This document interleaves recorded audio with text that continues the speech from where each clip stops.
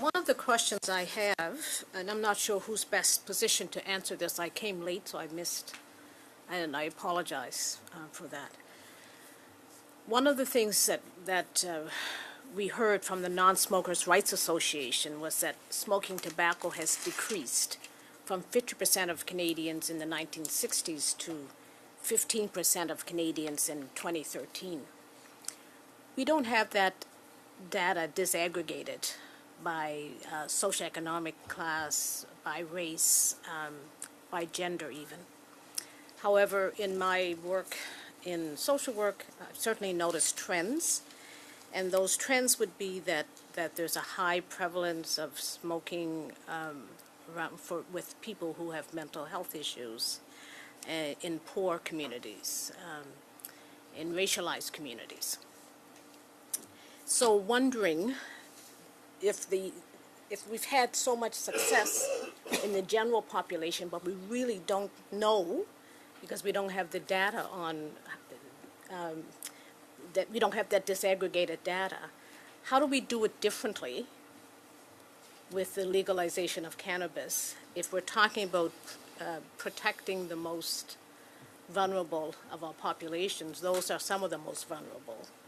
And if we haven't done it well with smoking, and we've been at it for 50 years or more, how do we do it with cannabis? Would any of you like to weigh in on that? Okay, Professor Hammond's got his hand up. So you make a very good point, and in fact, we do have some of that data for tobacco use. I was just looking at it last week, and you're absolutely right that our smoking rates are about twice as high among the lowest income Canadians compared to the highest. But there's another part to that story, and that is that the smoking rates have been falling at about the same rate among highest and lowest. So it's good news, bad news. The bad news is we still have the disparity and we haven't narrowed it. The good news is that smoking rates are going down across all levels. Now, there's two really important exceptions to that, and the most important one is First Nations. Our smoking rate among First Nations is above 50%, and I would guess that that could be the highest rate in any population in the world. And so where we've fallen down is in working with Indigenous Canadians, and the other area where we know very little is from our northern territories. Very few of our major surveys cover our northern territories. Now, I'm one of those academics that's been running around trying to collect all the data that we can, but the previous senator referenced many of the efforts to collect data, and I have been impressed by them, but I am not at all convinced that we have addressed the issue of monitoring this adequately among those with the greatest need and at greatest risk. So I think it's possible that we can minimize the disparities, but heck, we don't even have the basic rates to know how well we're doing in those two priority populations, and that surely has to be an urgent priority. If you had any specific studies that you could refer us to, I'd appreciate that, and any specific recommendations would be very helpful. Thank you. Yeah, absolutely. I'd be happy to do that.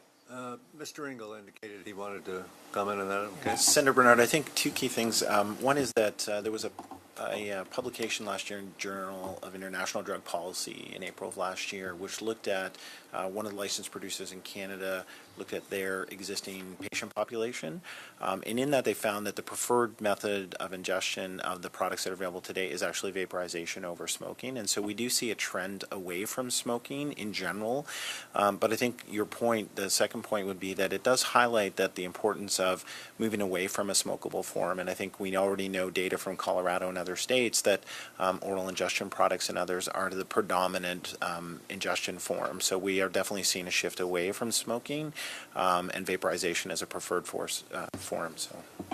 And again, is that data disaggregated? So do we know what how that plays out in First Nations communities? Yeah, so the population was too small to actually give a meaningful, but at least we know in the overall population there's a trend away from smoking towards vaporization, which is at a much lower temperature and potentially is releasing fewer potentially. Let's ask Dr. Wang whether there's any of that kind of disaggregated information in Colorado. That's a great question. I was just trying to look up there was a study that was published looks like in 2016 in the Journal of Drug Issues looking at overall U.S. population marijuana use in its lower socioeconomic class, mirroring cigarette use. Honestly, I don't know about our state. I don't know the recent data. What's interesting that we found out was when we were looking at young children with ER visits trying to evaluate the home smoke environment, both cigarette and marijuana use, the marijuana use demographics was actually much higher. There was middle income, higher educated, were the ones who were more likely to admit to smoking marijuana in the home. So, I think the marijuana industry is, marijuana products in Colorado are not cheap. They're highly taxed.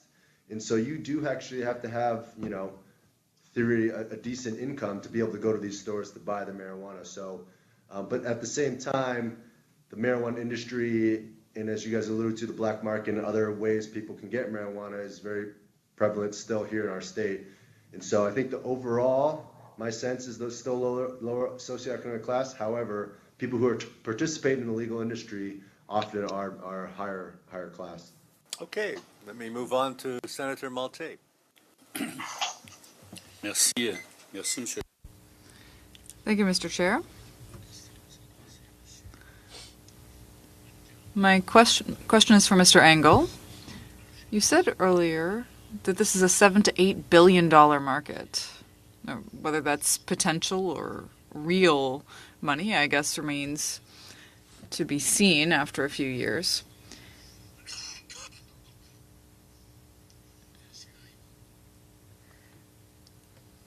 As Mr. Hammond said, tobacco use among poor people has decreased significantly.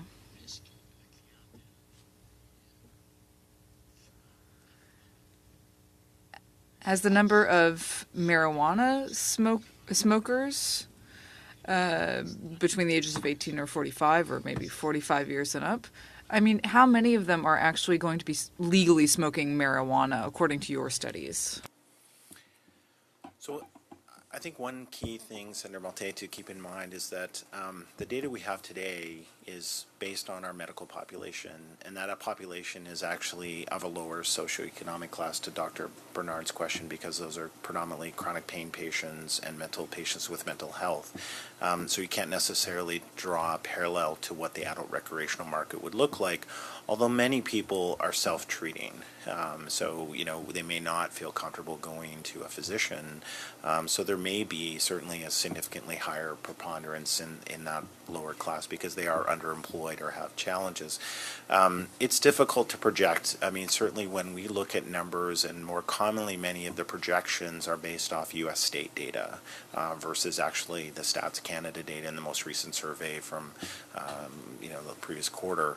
So I think what we will see, would suggest that roughly 40% of adult Canadians would say that they would use if the product were legal, and that's the stats data that we've seen to date. And if you break it down, certainly you tend to see a curve where the predominant use is kind of in that 18 to 45 use versus later years. But beyond that, I wouldn't comment in terms of, because again, a lot of this data is based on self-reporting or extrapolation from U.S. state. So they're estimates, and the estimates have been anywhere from $6 to $22 billion actually from Deloitte. So L'autre équation. So now the equation, fewer smokers, less tobacco use, that also leads to less tax revenue for the government. So if you completely eliminate tobacco use, won't governments be tempted to overtax cannabis to compensate for their lost income? Because all governments in all countries say that tobacco is bad for your health, people shouldn't smoke it, but they never stopped taxing people for it, and they probably like the taxes. So if people stop using tobacco, or if it's reduced to a very small percentage, the governments will be losing billions of dollars in tax revenue. Will they not be tempted to replace that tax by taxing cannabis? I think that's a question in part you'd have to answer ask your provincial colleagues. But my comment would be that, the goal of the program with C45 and the legislation is really to eliminate the black market, which is already existing. So, there is potential new tax revenue here. I don't look at them to be aligned in any shape or form, but I know your question is, will they look to kind of increase or improve as a way to offset? I don't see, that's never been a discussion point I've heard from any of the provincial colleagues at a government level. So. Mais je me permets. But if you'll allow me, Mr. Chair, I don't understand. If you're going to replace one product by another, why didn't anyone look at what the government will be doing in terms of taxes? Will they not be trying to recoup some of that money? In accounting, if you lose income from your company, you need to replace that income by some other source. So I don't understand why no one sort of foresaw this. Now, I don't have the exact numbers, but I imagine that the government is going to want this money. I mean, unless they're going to take the money from you. Yeah, no, again, the goal here is... Sorry, I'll just interrupt you because Dr. Wang said earlier that cannabis was highly taxed in Colorado. So if it's overtaxed here, would that not encourage the black market? Well, I agree 100% that one of our concerns as an industry, and I think one of the concerns that everyone has, is if it's overtaxed, that it would not eliminate the black market. So I agree, and it's very concerning to us as an industry, for example, that the excise tax that's being applied to the recreational use product is now going to be applied to the medical use product. That's very concerning, especially because those, as I said, the majority of people in that population may be of lower socioeconomic class, and that's concerning. But I think that was in part put in place to prevent potential shift from recreational use to medical. Okay, sorry, Senator Monte. I need to move on.